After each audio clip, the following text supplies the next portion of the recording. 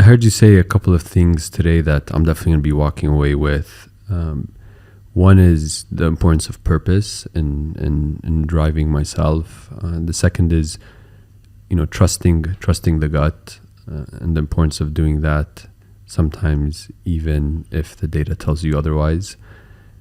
You kind of reinforced and reiterated my desire to continue to read voraciously, and so I appreciate that a lot. And this idea of being a leader that amplifies, and I'll definitely be thinking about this concept of shooting bullets versus cannonballs for the next few months. And so I've learned a lot from this conversation, Hazel. The time's flown by, but I really appreciate you for taking the time to chit chat.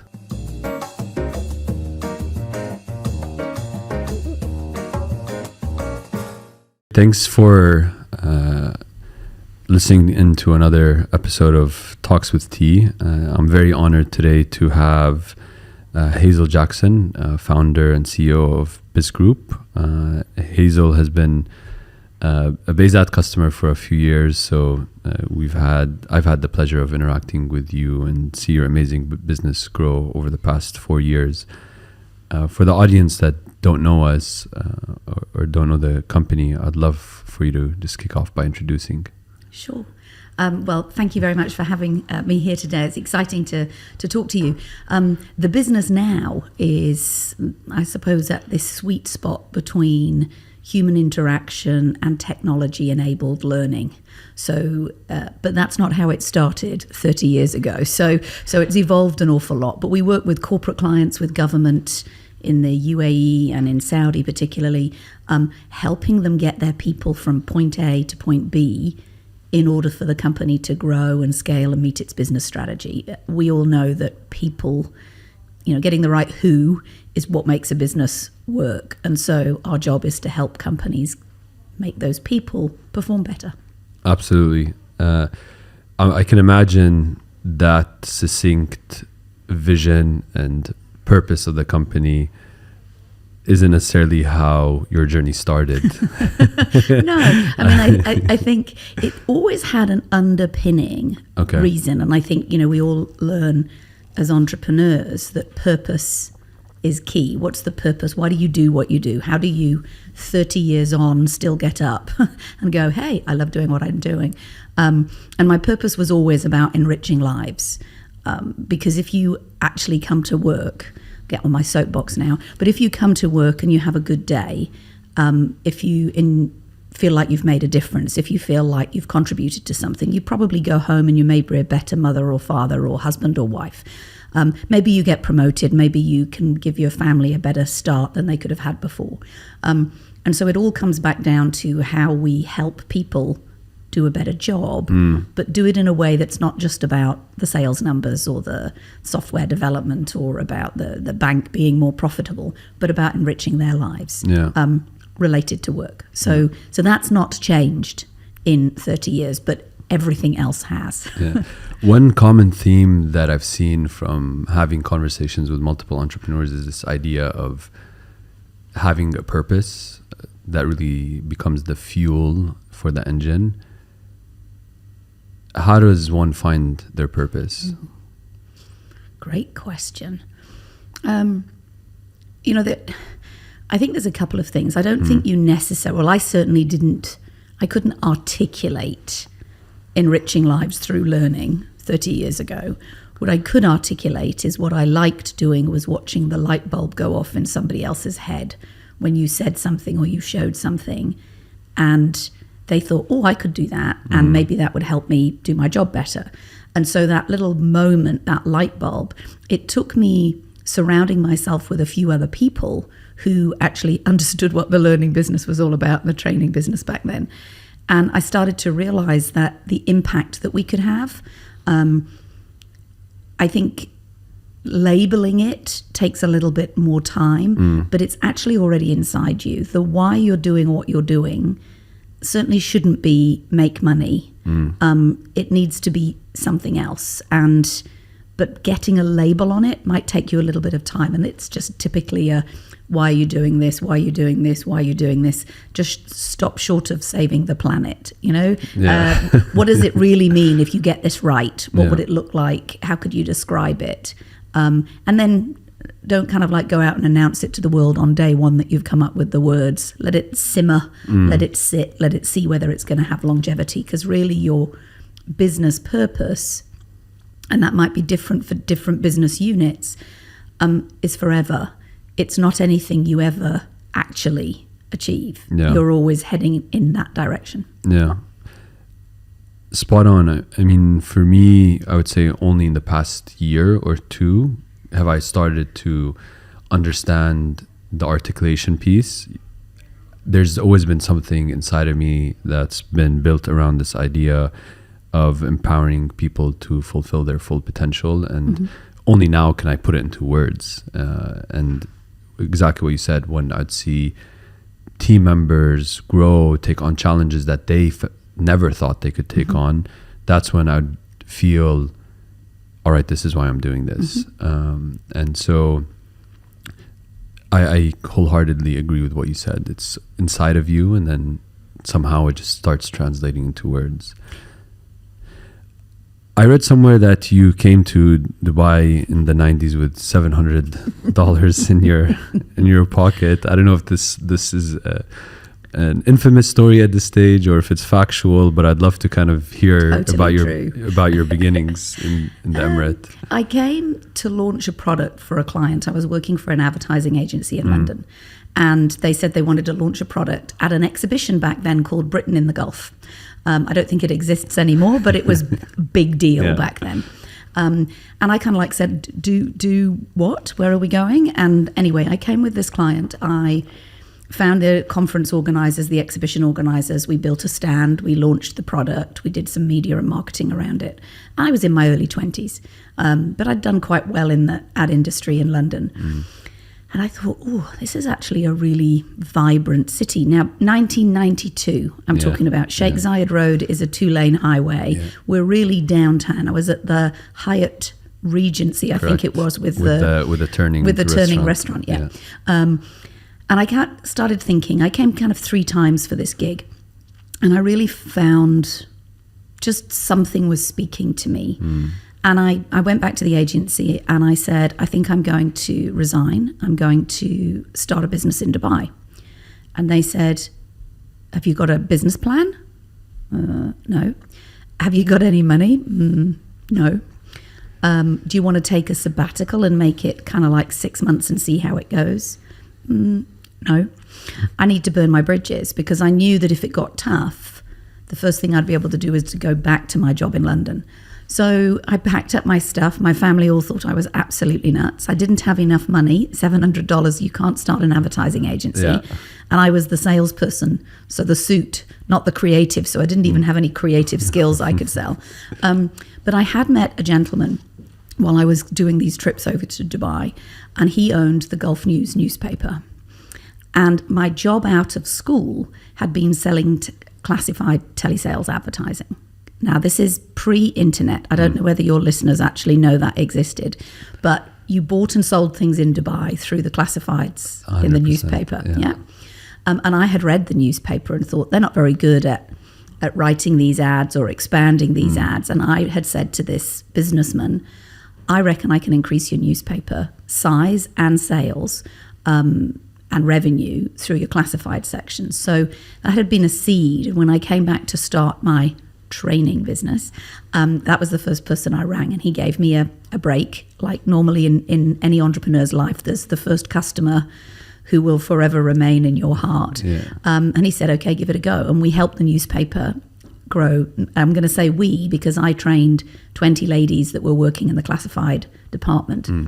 And we grew the newspaper classified section from 16 pages to 32 to 64 in 6 months. Amazing. And my learning business, or my training business back then, was born. Amazing. You said a couple of things I would love to delve deeper into. You mentioned that something was speaking to you when you were here. I think many times entrepreneurs are very, in many cases, are very logical, look for explanations, but in your verbiage, it seems like this decision wasn't necessarily driven by logic. And so I'd love to kind of get your take on this idea of when something speaks to you, and where else you've seen it kind of come up in your professional life. Great question. I love the fact that your questions are really hard. Gets us both thinking. I think you've got to sometimes rely on gut instinct, okay? Intuition, that feeling that says, I don't know whether this is going to be right or wrong, but I feel like I should explore it a little bit.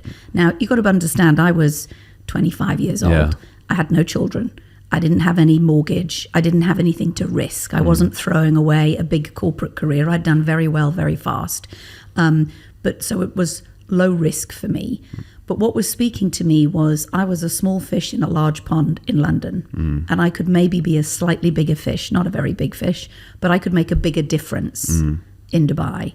And I saw low-hanging fruit, people that wanted to do a good job but had been employed but not trained. So, everybody says, oh, you started at the right time. Yeah, but I started at a time where nobody even knew what training was. Everybody was like, well, shouldn't they be able to do their job? That's why we hired them. Yeah, but they could do their job better. So the instinct for me was I could make a difference. I felt like I could do something simple, and it would enrich somebody else's lives, even though I didn't know the words then. And I found that instinct, Tarek, since. I find the instinct sometimes when I see a new product in America, like Exonify that we have, and I was like, wow, that's going to change the world of learning for frontline employees. Now, it took 4 years before anybody else saw it, so 4 years of hard work, and Matt, who you met in Saudi, doing a great job before it actually became a business that was worthwhile.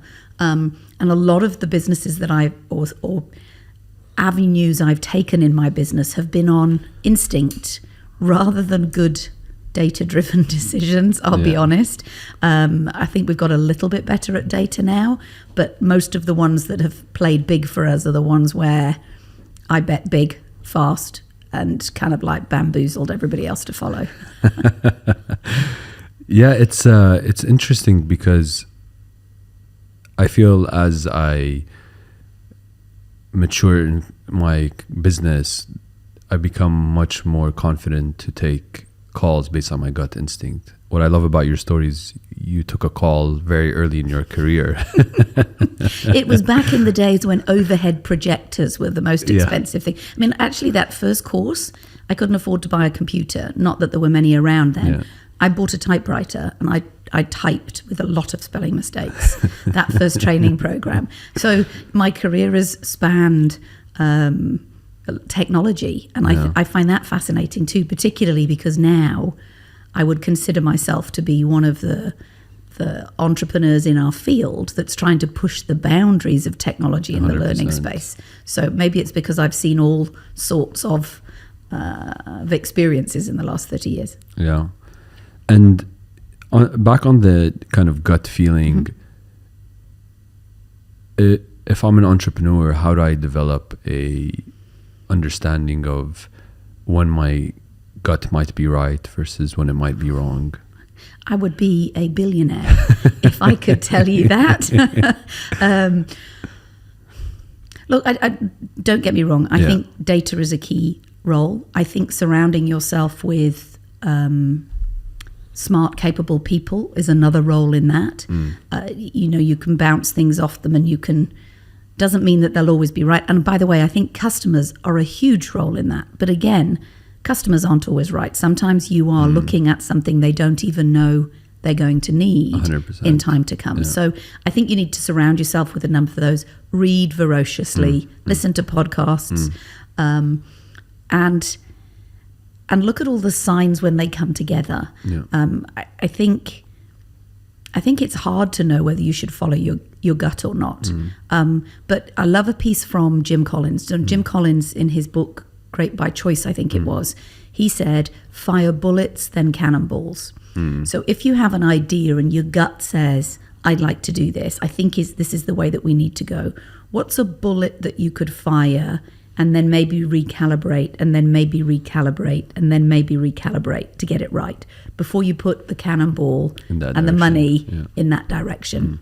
And so if you've got a gut instinct, what is a small win or a small move that could say, do you still feel comfortable with that? I think the bigger thing for me, and you've made me think about some decisions, is when your gut instinct tells you not to. And the data and your team and all of the outside evidence say go for it. Because I think I've probably made some of my bigger mistakes when I haven't let that have an influence. It doesn't mean it's always right, but actually have a bigger influence. Yeah. And I find that especially pervasive in my experience, when it comes to hiring talent. Sometimes it's very tough to translate gut instinct in hiring down to other team members or across the organization. And sometimes I can't put my finger on it, but I just have a feeling a candidate won't work out. But there's this drive. So I think on business decisions and on, should we follow that product? Should we go to this market? Should we try this? My gut works.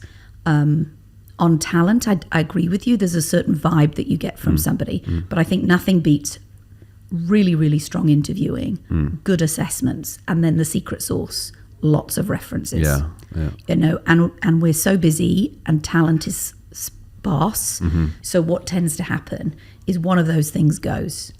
Either your interview doesn't necessarily include all the right people, or the processes that you know have found you previous good players. Or you don't do the assessments this time because you think, hey, this person's got, you know, a Harvard MBA, so they won't need to do this assessment. Or you just get the written references from the people that like them. You got to pick up the phone and you got to have a conversation with somebody, particularly for a key seat hire, to make sure that, how does this person show up? And we've always used top grading as a style of interviewing. And can I share kind of like some secret sauce questions that you can ask? Is that okay? 100%. So, and this is really fast. So even if it's just in your first interview, you're really asking people, it's called talk, threat of reference check. Nicely, you basically say, look, one of the things we do well is we do a lot of reference checks here at BizGroup. So looking at your resume, the manager that you worked with in your last job, not the current one, obviously, because we're not going to speak to them, but in your last job, what was his name? Oh, it was Simon. Okay. When we speak to Simon, how will Simon rate you on a scale of 1 to 10? Now, that's a truth serum, because the person's going to say, well, you know, Simon and I had a bit of a falling out, maybe not so well. Or maybe they're going to say, I think, you know, I'm still in touch with Simon, even though he's left the company, he'd probably rate me as an 8 or a 9. Very few people say a 10, but they might. And you do that systematically for the last 4 or 5 hires. And you get their response. And then, of course, you reference check Simon, Mary, Mohammed, Ahmed, and you see what they would say. And you let the referee be honest by saying, back then, how would you have rated Tarek? Now that gives somebody the chance to be honest. Well, back then he was a little bit immature and maybe he needed to grow, but he might have improved by now. So what you start to get is a truer picture. And if you can put those two parts together, that threat of reference check and then actually doing the reference check gets you the truth in your interview. Now there's a whole load of other things you have to do, and competency-based interviewing and assessments and all of those other kind of things. But I would absolutely spend more time on hiring the right talent than having to performance manage that talent. 100%. Yeah. I learned the hard way. I've learned the hard way many times, Tarek, not just once. I'm telling you the theory. It doesn't mean when we're under pressure that sometimes we don't do it 100% right. And then we are cross with ourselves because you always get the truth in the end. Yeah, I learned the hard way around asking for people's names in the interview that we can then use later in the reference checks, because typically what we would do is we'd ask the person for references and then they just send you the ones they know are going to come out well. I think the other thing that the other thing I like about asking a person, what would so-and-so say when we speak to them, for me, it's always given me some sense of how self-aware they are, right? Sometimes people are like, I don't know, you're going to have to talk to them. And then that tells me something about the candidate themselves. Yeah, absolutely. Great insight.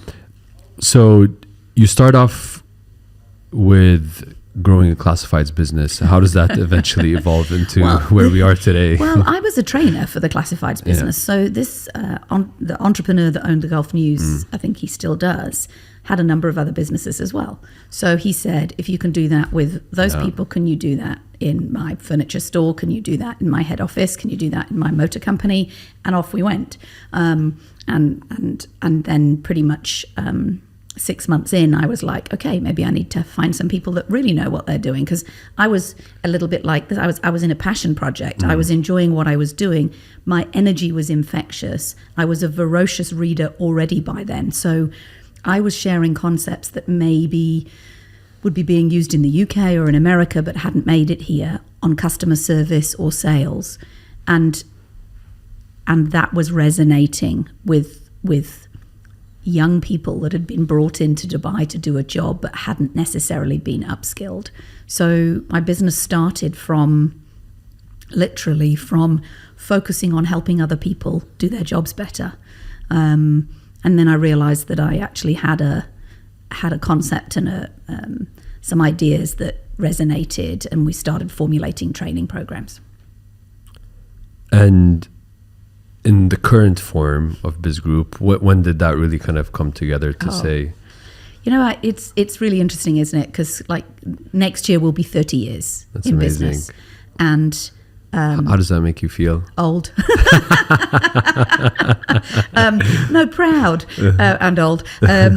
Proud because, you know, actually in the early days when I came here, people said, oh, she'll never last. This is just, she's left London. It's a bit of a boondoggle, likes the sunshine. That'll never last. Yeah. And here I am 30 years on, actually sticking and growing a business that has changed as the market's changed, as clients have changed, as the industry and as technology's changed.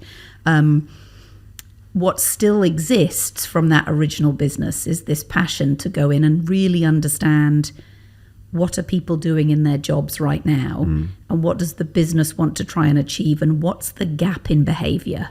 You know, maybe it's a sales skills gap, maybe it's a productivity skills gap, maybe it's a leadership, in a lot of instances, gap, that we've got smart, capable people in our organizations, and most of the time we're not allowing them to be smart and capable because the leader is wanting to tell them what to do. Or you've got middle managers that are desperately trying to find a way, but nobody from above them is telling them where we're going or what the vision is, or how do we move forward. And so the actual business problems have not changed. And I think that makes me feel a little bit sad in a way, that 30 years on I haven't managed to solve all of them. But people are people, and businesses have grown, and there's new companies here all the time. So that fundamental reason for us to go into a company hasn't changed. But the tools in our toolbox, it's no longer my typewriter and my overhead projector. You know, we've got AI-backed apps that are helping fire off daily brain-friendly questions so that you can remember the stuff and feel confident about what you need to know. We've got virtual reality, which is accelerating the time to self-awareness that we were talking about, and understanding how your behavior impacts other people, which can give you these very fast epiphany moments of, that's what I'm like in my job. And then we've got new technology coming in, which puts learning in the flow of work. All of those are things in the last 5 years. So the journey's been very exciting as an entrepreneur, because every year it's not the same. I've seen your business continue to evolve, and one of the things that kept coming up in your LinkedIn endorsements when I was stalking you this morning was this idea that kind of every day is day zero. And how have you developed that philosophy? How do you create, how do you have a philosophy like that become a driver versus becoming daunting? Okay. I think it is daunting, actually, for everybody else. For me, it's exciting and a driver. That's exactly the point. That's the point I'm trying to get. For entrepreneurs, that the finish line is never there, is what keeps them going. But then for everyone else, it's like, oh, when are we going to catch a break? Yeah, absolutely. So let's talk about the daunting piece in a moment. But one of the tools that we use is multipliers as leaders. And Liz Wiseman identified, find your native genius. What is it that you do easily and freely? And then put it to work at the highest point of contribution. Well, my native genius in our business is called What's Next. And it comes from a deep-rooted set of human behaviors that basically means I'm not very good at living in the present. I'm far better at figuring out what's happening next week, next month, next year, 2 years from now. Now, this showed up when I was a 6-year-old, asking my mum what birthday cake I'm going to have for my 7th birthday whilst looking at the 6th birthday cake. And always asking, what are we doing next weekend? What are we doing next month? And my life has always that's where my brain is wired. And so as an entrepreneur, what's kept me excited over the years is always looking for, how do we master what we're doing now? But what's coming down the pipe that our customers should know about, but maybe don't know about? And how is that going to impact or even cannibalize our existing business or kill it? And I'm fascinated by that relationship between what's coming and what it might do to what's now. And I'm very comfortable playing in that future space rather than protecting the business from what might come and hurt it. Now, that makes it daunting, absolutely. And I think I learned the hard way. I used to come back from conferences. I would go to a lot of them in America, and I would read a lot. I still do, to try and see what's happening in the world, in our arena and outside. And I would come back and show up and throw up literally everything that I'd just heard. And you would see these kind of like wide-eyed bizzers going like, oh my gosh, she's back from another conference. What's she bringing back with her now? Be warned. And I realized that wasn't healthy. That doesn't mean I went to the point of bringing nothing back. But maybe I just paced it a little bit. Maybe I needed to sit and share it with a couple of people to begin with and see which things resonated. Maybe I needed to do some more reading about the bright idea that I've had. But I'll have to say that the big cannonballs we fired in some instances before bullets are some of the strongest parts of our business now. But they took a long time to get to that point. Maybe if I'd done it a little differently, it would have been a faster success path. So yes, it is daunting, but I also think it can be exhausting but exhilarating to work for an entrepreneur that is future focused. Yeah. One thing, so there's, we're going to spend the next year talking about some of the things you just mentioned, but one of the things that I struggle with personally is this concept of there's all these things that could change the way our industry operates, and starting to talk to the team about it. And sometimes I'll be thinking out loud, and then the team takes it as action. And so that's one challenge I face. The other challenge I face sometimes is bringing the idea too early and starting to put some power behind it when it's not fully baked.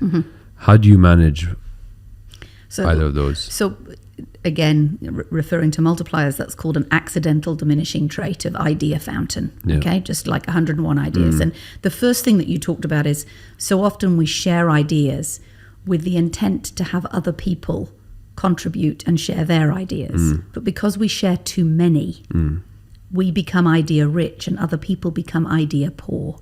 So the very intent that you were trying to stimulate outside thinking, get them in, people go like, oh, this is Tarek's new idea of the day. Let's run off and see if we can action it. So the best way to handle that is label it. You say, okay, guys, I'm thinking out loud now. This is not an action. I'd like you to spar with me on this as to where it could go. It gives them permission to listen and get involved, but not necessarily be worried about this is going to become something. I think on the idea of how do you do a little bit more research and hold back is you need to find another idea buddy in your life or in your job where you can say, let's just close ourselves into a room right now and bounce this around a little bit and see how it can work. There's a new book I've just read called The 6 Types of Working Genius by Pat Lencioni. And he identifies 6 types of working genius, like it says on the title. And he identifies the first 3, which I think are very interesting to entrepreneurs. And the second 3 are also really interesting. But the first one is wonder. And that's the kind of person that wonders how things can happen. Yeah. The second one is invention, which is people that can often take that wonder and turn it into something. Now, that might be the same person. They might have 2 of those skills. And the third is discernment, somebody that can look at the idea that's been put forward and maybe find holes in it, maybe find ways to make it better. And I think when you're an entrepreneur that is in that phase of evolving, changing, looking at what's going on, you actually need to make sure that it might not all be your skill, that you've got those 3 working together. You've mentioned multipliers a bunch of times. I'd love to delve into that a little bit more in the context of what it is, how you've applied it, how it's shaped you as a leader, and then potentially even kind of the company. Sure. Well, Multipliers was the first international intellectual property that we took into the organization. So it has another, big place in my heart. And I was reading a business book a month. I was with Richard Dean on the radio at the time, sharing book stories. And I picked up this book. You go through, when you used to go through airports all the time, and you'd pick up these books and then you'd add them to the Tower of Guilt in your office. And it got to the top of my Tower of Guilt, and I read Multipliers, and it spoke to me. And I'll tell you the concept in the moment, but what I actually did was I picked up the phone and found Liz Wiseman, the author, and I rang her and I said, I need more. The book's brilliant, but this needs to, A, I need more as a leader, but B, I think a lot of people need more. Are you going to make it a training course? And I literally persuaded her to not just be a keynote speaker, but to make this a program that we could take globally. So what is Multipliers? Liz used to work for Oracle, and she was there for 17 years in Oracle in the States. And she noticed that there were 2 types of leaders. Leaders that were smart and capable, but almost shut down the intelligence of the people around them. They had to have all the brightest ideas. They needed to take up all the space. They needed the control to make the decisions. And although they had people around them that were smart, that intelligence started to drop off. Well, why must I actually put all of this effort in if the boss is going to make the decision anyway? And then there were leaders that amplified the intelligence of other people, almost like light bulbs went off. They had a style of leadership that made others feel smart and capable and give more, work harder, work smarter. And she noticed this difference, and she studied why. What made, because both types of leaders were smart, even pleasant, but one shut down intelligence and the other amplified intelligence. And so she wrote a book called Multipliers. It's a New York Times bestseller. She's a Thinkers 50 author. And we took that book back in 2010, September of 2010, and helped shape that training course out of it. And we've been delivering it in the region ever since. And it's not good manager, bad manager. It's managers that fall into traps of being idea fountains, thinking that that's going to stimulate others when in fact it shuts others down. So it's just a really logical, you kind of like bash your head against the wall when you realize you're doing some of these things. Now, you asked a bigger question, how's it changed my leadership style? It's made me very aware of my leadership style. The biggest challenge for entrepreneurs is that a lot of the traits that we call accidentally diminishing others are possibly some of the traits you need in your first year or 2 years of business when you've got 5 or 10 employees. but they're the very traits you actually have to lose if you want to grow your business beyond 20 people. So it's really interesting because they're innate in a lot of us as entrepreneurs. We're idea fountains. We're always on. We want to rescue people. We want to set the pace. We want to rapidly respond. We want to make sure that we have everything perfect. We want to be the strategist, and all of those things, when overdone and suffocating, can stop other people thinking. Yeah, and to a large extent, I feel that sometimes your biggest strength is also your biggest weakness, right? And it may not necessarily be that for specific characteristics, it may not be that I need to shed those. It's about how do I fine-tune it and control it, right? Turn it down a little. Yeah. Or label it, like I said to you, hey guys, I'm in idea fountain mode. I need to think out loud, riff with me. Yeah. Is a very different outcome than spouting off a whole load of ideas and people are furiously writing down because they think they need to action. Yeah, 100%. You know, the one that comes to mind a lot when talking to entrepreneurs is the idea of stubbornness, right? You almost have to be stubborn, right? Everyone told you it would never work, and here you are 30 years later. And so you have to have that element of stubbornness, but then you have to know when to tone it down so you can listen, so I can hear the team's feedback or listen to the market. And so a lot of these characteristics are kind of double-edged swords. Yeah. Absolutely. And I think you mentioned self-awareness earlier. Self-awareness, get a coach. You know, ask somebody close to you, how might I be accidentally diminishing the people around me? What are the things that are getting in the way? Just be humble enough to realize that we don't always get it right. Yeah, absolutely. How do you determine when you're firing bullets, as you've said? How do you determine when to continue to invest and have the conviction that this might turn into a cannonball versus pulling the plug? I get a sense that when an organization grows and the main thing is the main thing and we're on the side trying to expand, go into a new space, that many organizations pull the plug too early. And so how do you think about what's the right time? I think I've probably been more on the other side of when's the right time to put the investment in. So cannonball, not sure. Cannonball, not bullet, not sure. Bullet, not sure. Another bullet. Okay, let's just fire another bullet. And I've been a very cautious entrepreneur in what I would call those big investments. A lot of it's been organic growth and everything's been self-funded. So I've never borrowed a dirham in the 30 years. And so that maybe meant we've grown slower than if I'd been bold enough to do those big investments. So I don't think I've ever had to be at a point where I'm going, okay, I'm pulling the plug because, you know, I've now just sunk X million into this idea that's not working anymore.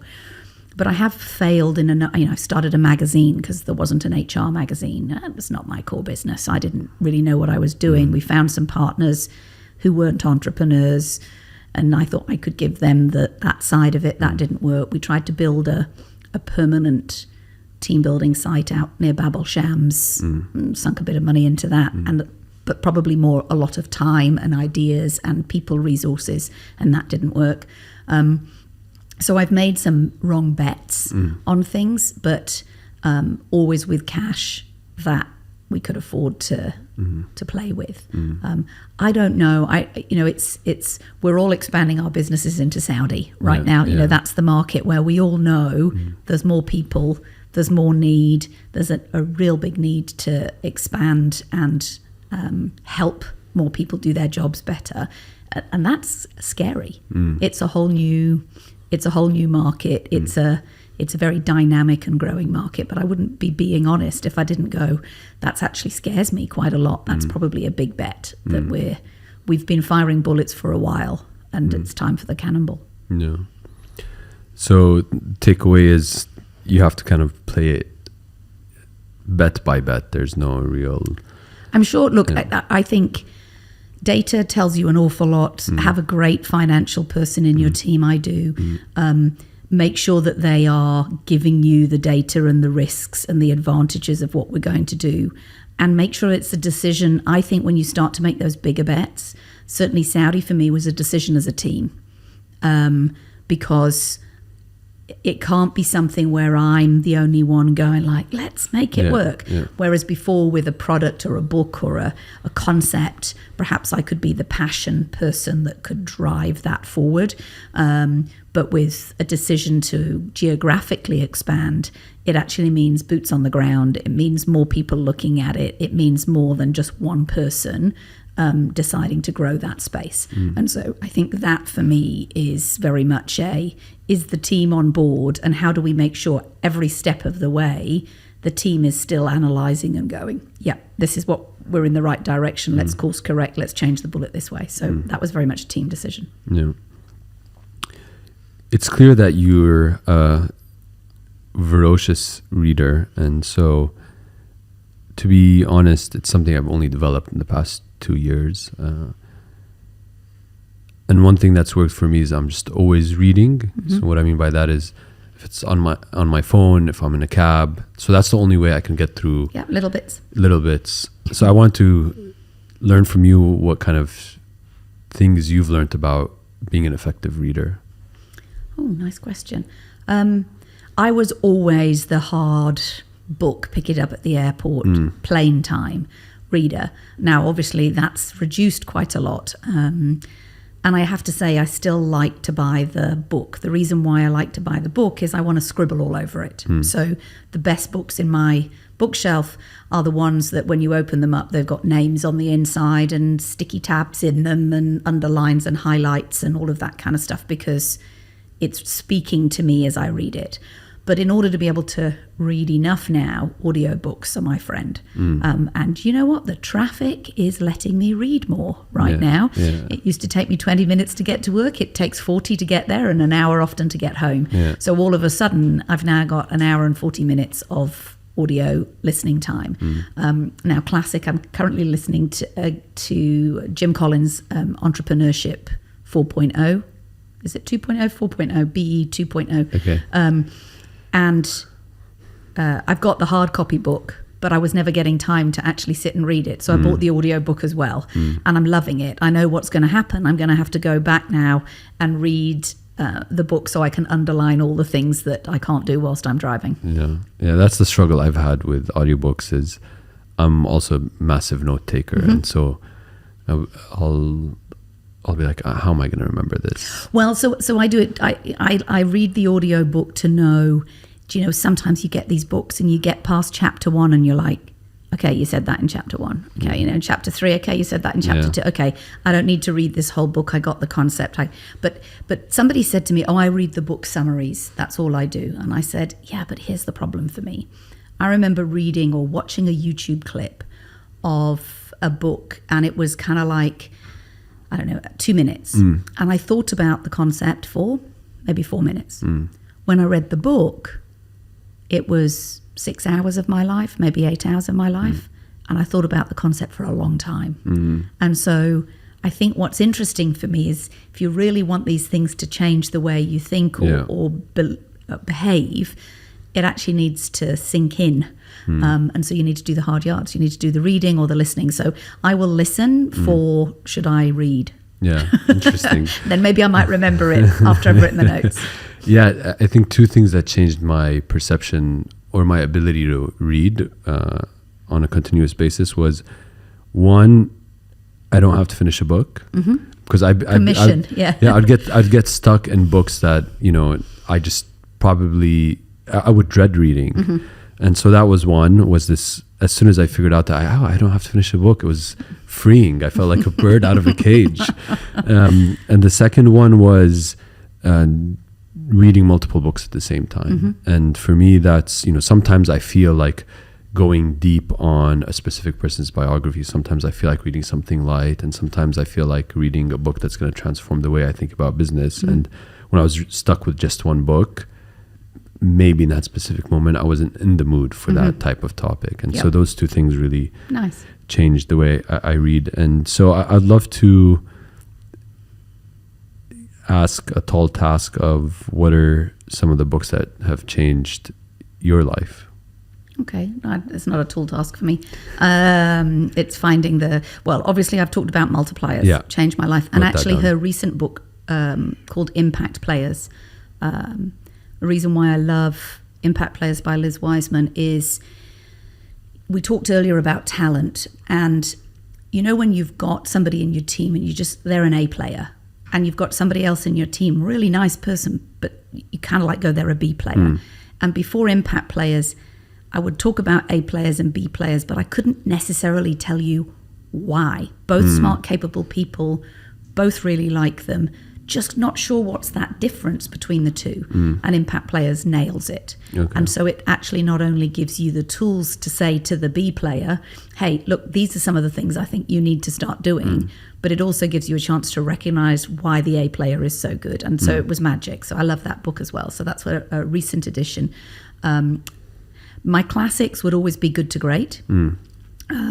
I liked Jim Collins's book, How the Mighty Fall, purely because it has a great checklist in there to make sure whether you're getting a little bit arrogant or full of hubris or perhaps starting to scale too fast. So for those entrepreneurs that have the bigger businesses that may be betting on bigger deals, I think they need to read How the Mighty Fall. And I often go back and just do a quick check on that checklist of the leadership team. I love all Pat Lencioni's books. He writes a fable followed by a model. So 5 Dysfunctions of a Team. His recent one, 6 Types of Working Genius. He has another great one, which is Good Death by Meeting. All little things that are very practical. So I like his content. Who else would I put on my top list? Great by Choice. Jim Collins is another good strategy book. So that'd probably be my hit list. Nice. I heard you say a couple of things today that I'm definitely going to be walking away with. One is the importance of purpose in driving myself. The second is, trusting the gut and the importance of doing that. Sometimes even if the data tells you otherwise. You kind of reinforced and reiterated my desire to continue to read voraciously, and so I appreciate that a lot. And this idea of being a leader that amplifies, and I'll definitely be thinking about this concept of shooting bullets versus cannonballs for the next few months. And so I've learned a lot from this conversation, Hazel. The time's flown by, but I really appreciate you for taking the time to chit chat. I've enjoyed it. Great questions. Thank you very much for making me think. Thanks a lot.